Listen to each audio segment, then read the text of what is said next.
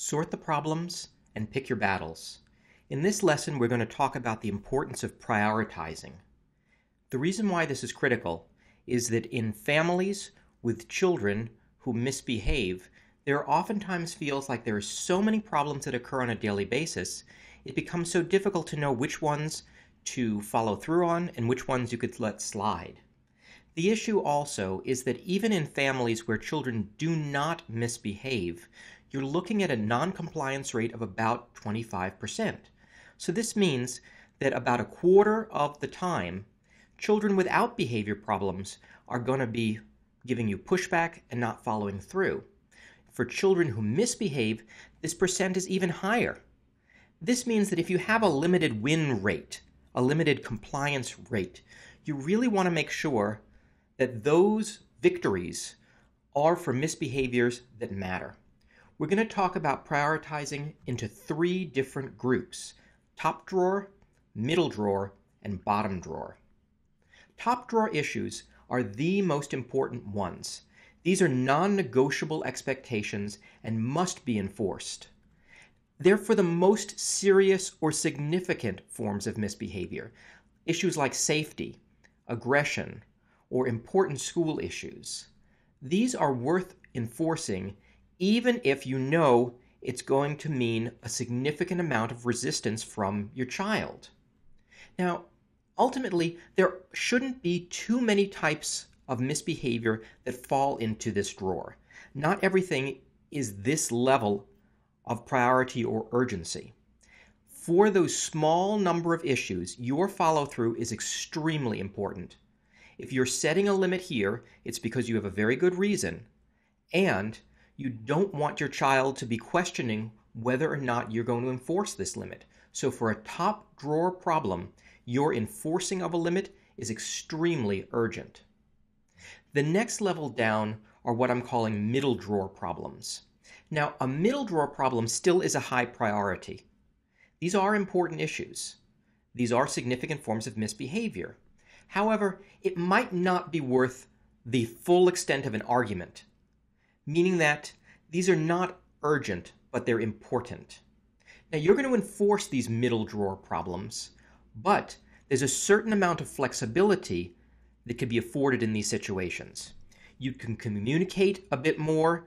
There's certain levels of compromise that are possible, and your flexibility or adaptability is a possibility given this scope.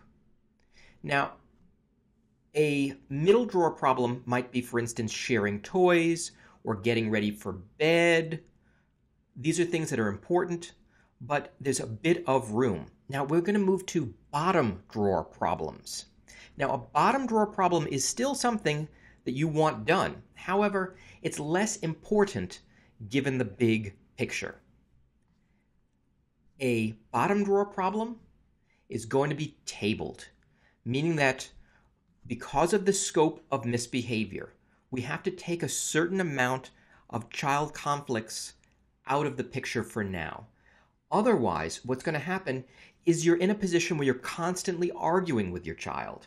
Those constant arguments come at a price. The relationship gets more and more strained. The other thing is, if everything is an argument, if every misbehavior is a possible argument, your child really doesn't learn what's more important versus less important.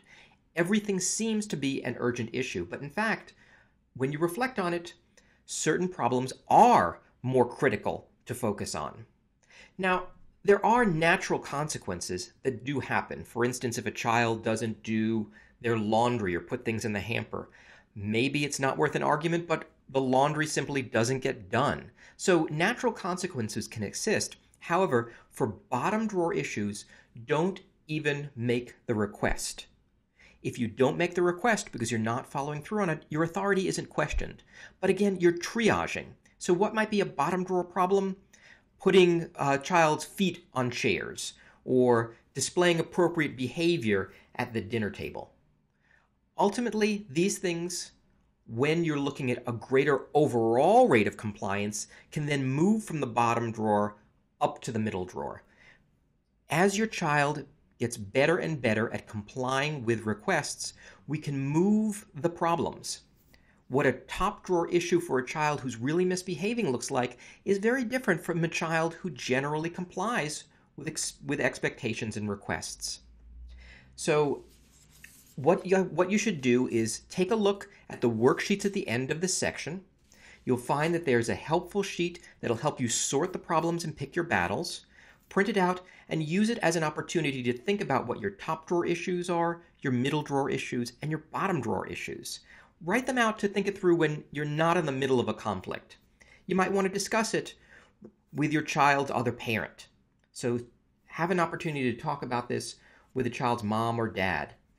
But this will give you a good roadmap for sorting the problems so you'll know what's more important and picking your battles effectively. Thanks for listening.